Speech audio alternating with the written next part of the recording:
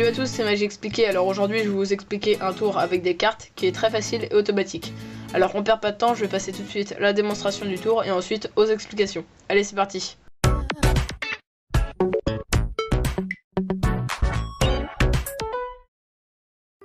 Alors pour ce tour j'ai besoin d'un jeu de cartes normal, comme ceci, et entièrement mélangé bien sûr. Voilà. Je vais même le donner à mélanger avant de commencer le tour au spectateur. C'est important que le spectateur mélange bien le jeu de cartes. Voilà. Une fois le jeu bien mélangé, on peut demander au spectateur de prendre une carte, n'importe laquelle, par exemple celle-ci. Voilà. Et je vais vous demander de la mémoriser. Et bien sûr, je ne la regarde pas. Voilà. J'espère que c'est bon. Comme ceci.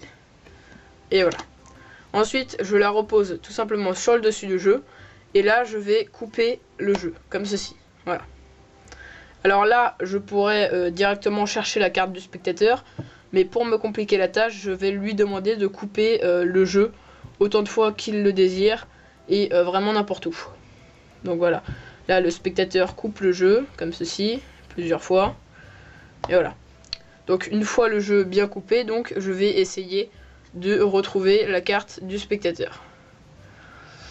Donc je pense que ça pourrait être celle-là. Pourquoi pas celle-là? Ah, et celle-là aussi. Voilà. Comme ceci. Alors dans ces trois cartes-là, je suis persuadé qu'il y a la carte du spectateur. Et ah bah tiens, tout simplement en fait je pense plutôt que la carte du spectateur est une carte à cœur et il n'y en a qu'une seule, c'est le 3 de cœur. Donc on va retirer les carreaux et maintenant je peux vous affirmer que la carte du spectateur est le 3 de cœur. Voilà, on passe tout de suite aux explications de ce tour de magie.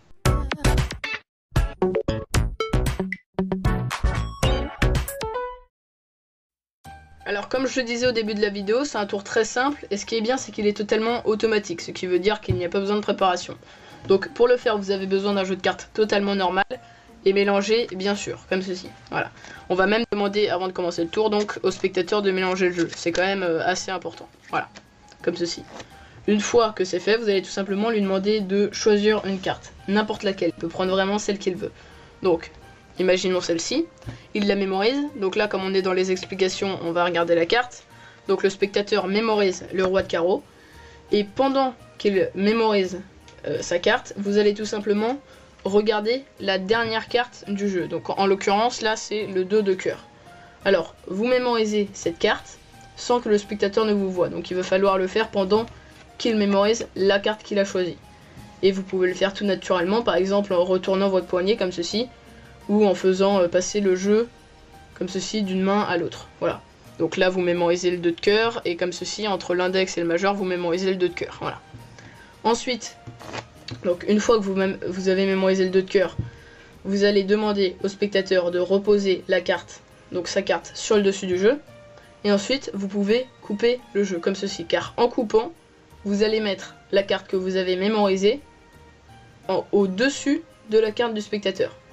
Et donc après, on n'aura plus qu'à retrouver en fait la carte qu'on a mémorisée. Donc là, en l'occurrence, le 2 de cœur, comme ceci. Et on aura juste à regarder la carte avant le 2 de cœur. Donc là, en l'occurrence, le roi de carreau. Et donc maintenant, on saura que notre fameux roi de carreau est la carte choisie par le spectateur. Mais pour garder un peu le suspense, on va pas sortir directement comme ça la carte du spectateur. Mais on va en sortir 2 ou 3 en plus, comme ceci. Donc on commence à éventailler le jeu de cartes, on sort une carte au hasard en disant ah je pense que ça pourrait être celle-là. Ensuite on va tomber sur le fameux 2 de cœur qu'on a mémorisé, donc on sait que la carte du spectateur est le roi de carreau. On dit que ça pourrait être celle-là et on va ressortir une dernière en disant que ça pourrait être aussi celle-là. On peut en sortir 4 mais moi j'en sors 3, je trouve que c'est déjà largement suffisant, comme ceci.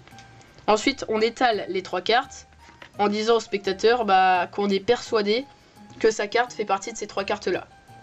Donc là moi selon la configuration des cartes je pourrais dire par exemple en sachant que la carte du spectateur est le roi de carreau, tout simplement je pense que ta carte est une carte rouge et donc je retire les 2 cartes noires comme ceci. Voilà. Et donc là, maintenant, je peux affirmer au spectateur que sa carte est un roi de carreau.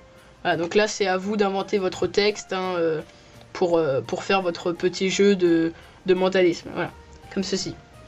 Donc maintenant, vous pouvez vraiment affirmer que vous avez retrouvé la carte du spectateur. Voilà, c'est tout pour les explications. Donc c'est la fin de cette vidéo. Si vous avez aimé ce tour, n'hésitez pas à laisser un j'aime et un commentaire pour me dire ce que vous en avez pensé. Moi je vous dis à bientôt pour un prochain tour de magie avec un objet cette fois-ci. Et je vous souhaite aussi de très bonnes fêtes. Allez, salut!